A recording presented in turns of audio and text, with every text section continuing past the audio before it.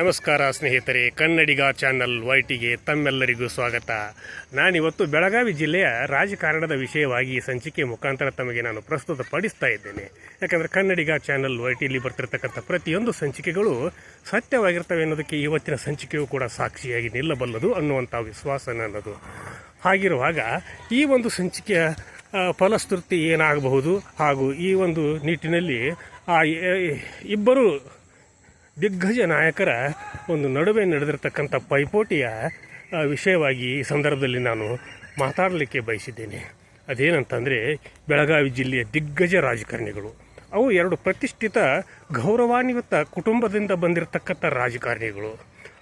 ಅವರ ಕುಟುಂಬಗಳಿಗೆ ಹಾಗೂ ಅವರಿಗೆ ತನ್ನದೇ ಆದಂಥ ಇತಿಹಾಸ ಹಾಗೂ ಪರಂಪರೆ ಇದೆ.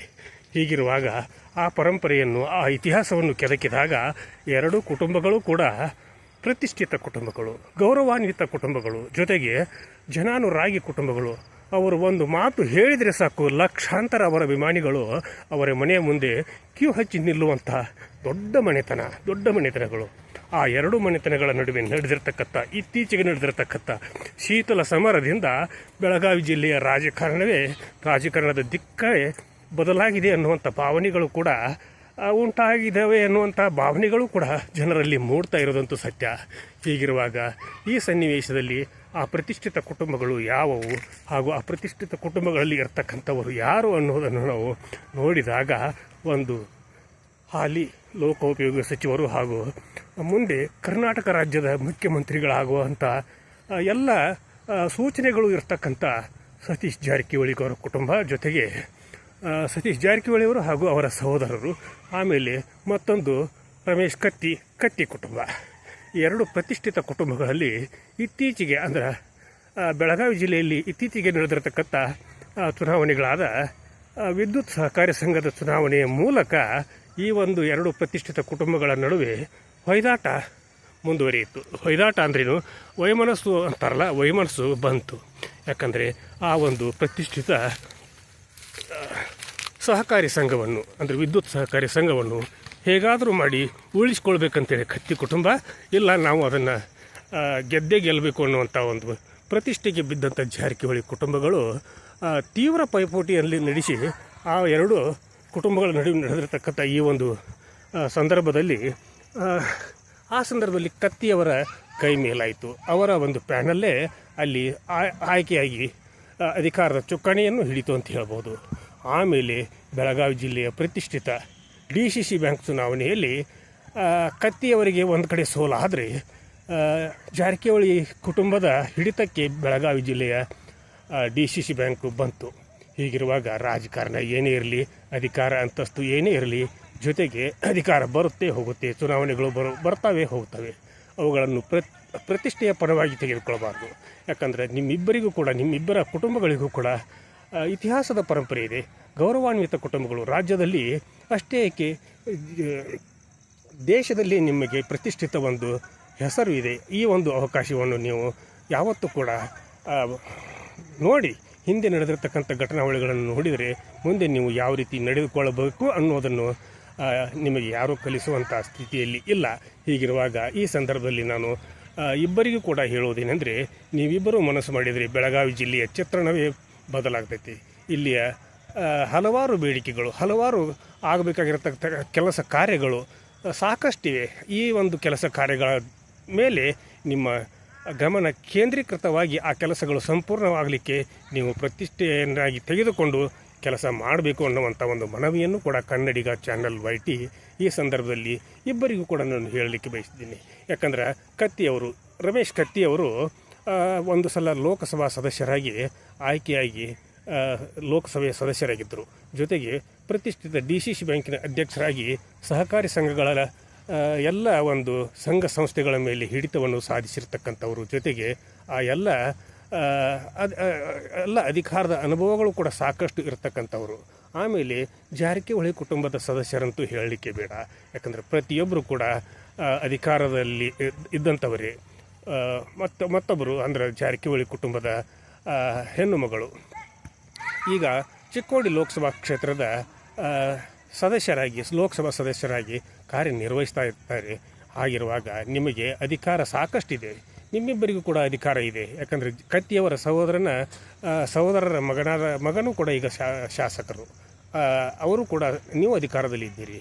ನಿಮಗೆ ಅಧಿಕಾರ ಮುಖ್ಯ ಅಲ್ಲ, ಪ್ರತಿಷ್ಠೆ ಮುಖ್ಯ ಅನ್ನುವಂಥ ಭಾವನೆ ನನ್ನದು. ಹೀಗಿರುವಾಗ ಪ್ರತಿಷ್ಠೆಯನ್ನು ಪುನಃ ಕೆಡದೆ ನಿಮ್ಮಿಬ್ಬರಲ್ಲಿಯೂ ಕೂಡ ಹೊಂದಾಣಿಕೆ ಮಾಡಿಕೊಂಡು ರಾಜಕಾರಣವನ್ನು ಮಾಡಿದ್ದೇ ಆತಂದರೆ ಕರ್ನಾಟಕದಲ್ಲಿ ನಿಮ್ಮ ಇತಿಹಾಸದ ಪರಂಪರೆಯನ್ನು ಉಳಿಸಿಕೊಂಡು ಬೆಳೆಸಿಕೊಂಡು ಹೋಗಬಹುದು. ಹಾಗೂ ನಿಮ್ಮಿಬ್ಬರ ಒಂದು ಒಳ್ಳೆಯ ಮನೆತನಗಳು, ಒಳ್ಳೆಯ ಸಹೋದರರ ಗುಣಗಳು ಅಂತ ನೀವು ಇಬ್ಬರು ಕೂಡ. ಯಾಕಂದ್ರೆ ಜಾರಕಿಹೊಳಿಯವರಿಗೂ ಕೂಡ ಯಾವುದೇ ಒಂದು ವೈಮನಸ್ಸು ನಿಮ್ಮ ಮೇಲೆ ಇಲ್ಲ, ನಿಮಗೂ ಕೂಡ ಜಾರಕಿಹೊಳಿಯವರ ಮೇಲೆ ವೈಮನಸ್ಸು ಇಲ್ಲ ಅನ್ನುವಂಥ ಭಾವನೆ ಬೆಳಗಾವಿ ಜಿಲ್ಲೆಯ ಬಹುತೇಕ ಜನರಲ್ಲಿ ಇದೆ. ಅದನ್ನು ನೀವಿಬ್ಬರೂ ಕೂಡ ಉಳಿಸ್ಕೊಂಡು ಹೋಗಬೇಕು. ಯಾಕಂದರೆ ಒಳ್ಳೆಯ ರಾಜಕಾರಣಿಗಳು, ಕರ್ನಾಟಕ ಕಂಡಂಥ, ಬೆಳಗಾವಿ ಜಿಲ್ಲೆ ಕಂಡಂಥ ಅಪರೂಪದ ಹಾಗೂ ಒಳ್ಳೆಯ ಸಜ್ಜನ ರಾಜಕಾರಣಿಗಳು ನೀವಿಬ್ಬರೂ ಕೂಡ ಇದ್ದೀರಿ. ಹೀಗಿರುವಾಗ ನಿಮಗೆ ಇರ್ತಕ್ಕಂಥ ಒಂದು ಒಳ್ಳೆಯ ಭಾವನೆ, ಜನರಲ್ಲಿ ಇರ್ತಕ್ಕಂಥ ಒಳ್ಳೆಯ ಭಾವನೆಯನ್ನು ಉಳಿಸಿ ಬೆಳೆಸಿಕೊಂಡು ಆ ಒಂದು ನಿಟ್ಟಿನಲ್ಲಿ ನೀವು ನಿಮ್ಮ ಕೆಲಸ ಕಾರ್ಯಗಳನ್ನು ಮುಂದುವರಿಸಿದ್ದೀನಿ ಅಂತಂದರೆ ಬೆಳಗಾವಿ ಜಿಲ್ಲೆಗೆ ಸಮೃದ್ಧ ಒಂದು ಇತಿಹಾಸದ ಪರಂಪರೆಯನ್ನು ಕೊಟ್ಟಂತಾಗ್ತೈತಿ ಅನ್ನುವಂಥ ಭಾವನೆಯನ್ನು ಈ ಸಂದರ್ಭದಲ್ಲಿ ನಾನು ವ್ಯಕ್ತಪಡಿಸಲಿಕ್ಕೆ ಬಯಸ್ತೀನಿ. ಹಾಗಿರುವಾಗ ಜಾರಕಿಹೊಳಿಯವರಿಗೆ ಹಾಗೂ ಕತ್ತಿಯವರಿಗೂ ಕೂಡ ಸಾಕಷ್ಟು ಅನುಭವ ಇದೆ. ಅವರು ಕೂಡ ಒಳ್ಳೆಯ ಸ್ವಭಾವದವರು. ಏನೋ ದುಡುಕಿನಿಂದ ಏನಾದರೂ ಒಂದು ಮಾತು ತಪ್ಪಾಗಿದ್ದರೆ ಅದನ್ನು ಜಾರಕಿಹೊಳಿಯವರು ಕ್ಷಮಿಸಬೇಕು. ಜಾರಕಿಹೊಳಿಯವರ ಕಡೆಯಿಂದ ಏನಾದರೂ ಒಂದು ಸ್ವಲ್ಪ ತಪ್ಪಾಗಿದ್ದರೆ ಕತ್ತಿಯವರು ಕ್ಷಮಿಸಬೇಕು. ಹೀಗೆ ಕ್ಷಮಿಸೋದ್ರಿಂದ ನಿಮ್ಮ ಪ್ರತಿಷ್ಠೆಗೆ ಏನು ಕುಂದು ಉಂಟಾಗೋದಿಲ್ಲ. ಹೀಗಿರುವಾಗ ನಾನು ನೇರವಾಗಿ ಮಾತಾಡಲಿಕ್ಕೆ ಬಯಸ್ತೀನಿ.